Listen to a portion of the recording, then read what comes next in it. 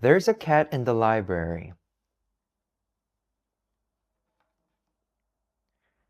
Every night, people left books in the return box of the library in the small town of Spencer, Iowa. Funny books, big books, truck books, pig books, they left them all. But one night, on the coldest night of the year, someone left a strange surprise. A tiny kitten.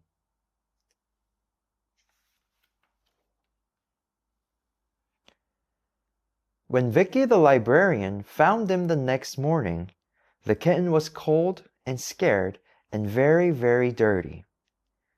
Vicki took one look and decided to give him a warm bath. The kitten went into the sink brown and crying, but he came out orange and purring. "I'm gonna keep you," said Vicki, who already loved him. "We'll name you Dewey Read More Books. You can live here and be our library cat."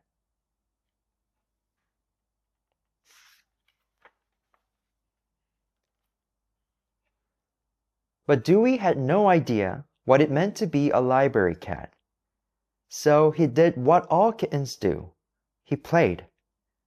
He lounged on the newspaper, rode the book cart, and knocked pens to the floor. He goofed around with Marty Mouse, snooped in every drawer, and always found at least one rubber band.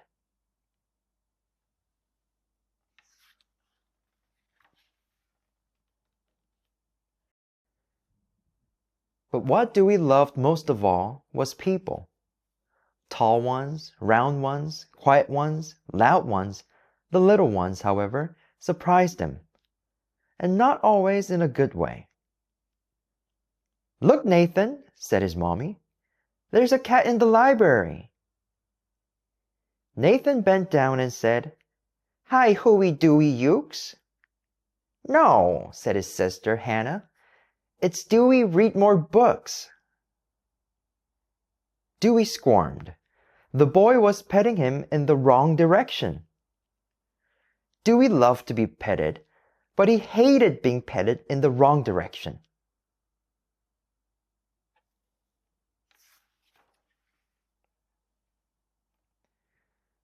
Dewey was licking his fur back into place when he heard a strange noise. "Wah!" Dewey's ears perked up. He looked around. "Wah!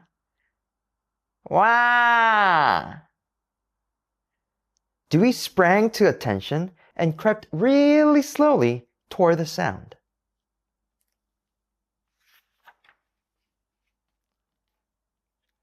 Surprise! The little people, Dewey discovered, came in tiny sizes too. And they loved to giggle and grab and pull and coo. Babies are wonderful, Dewey thought. Cute and smellicious too.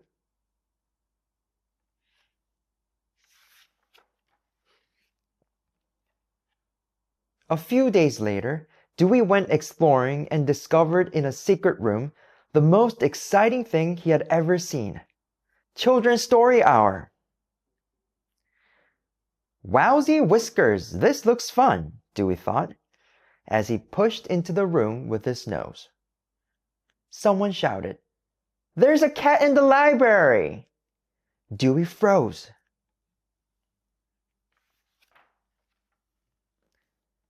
It was quiet for 1 minute. Then everything went wild.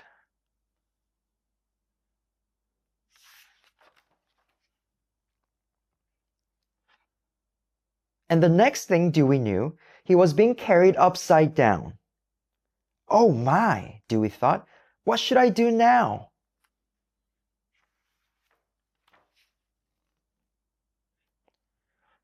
Late that night, Dewey talked to his friend Marty Mouse.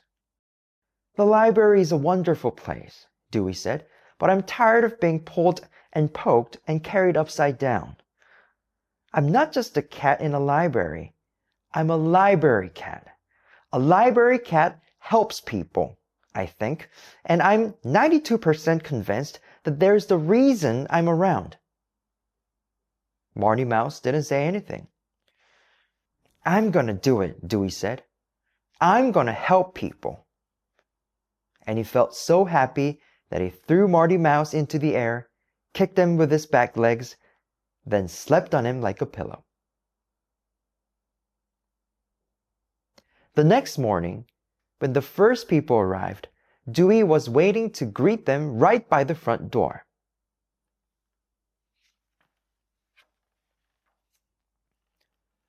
All morning, Dewey acted like a library cat. He read with the mommies and grandmas. He helped the daddies work. He even shelved books with the library clerk. When he saw little Nathan, he turned a circle and a half so the boy could pet his back from his head down to his tail, the right direction to pet a cat. I'm glad we're friends, Dewey, Nathan said. Dewey smiled at that.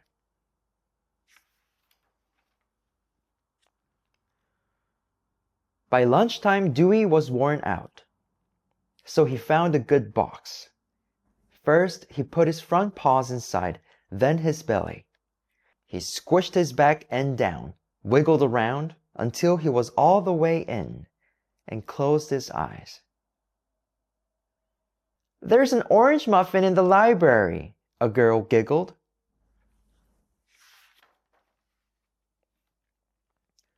But just as Dewey was about to drift off into sweet kitten dreams, he heard a heavy sigh. His eyes popped open, and he saw a girl on the other side of the library. A sad little girl reading very quietly all by herself.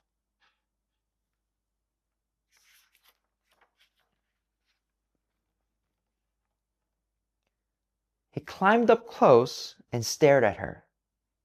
She looked the other way. He sniffed her hand. She wouldn't play. He knocked her mittens to the floor. She let them stay. Then he saw her jacket and had his best idea yet. Silly always works. I'll be a silly cat today. A girl stared at Dewey. You look like a fuzzy hot dog in a purple bun, she said. And then she surprised him.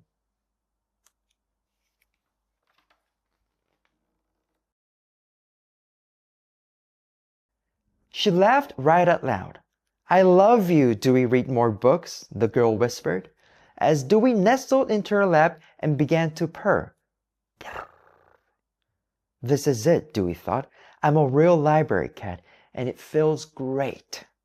No, it felt better than great. It felt perfect. The end.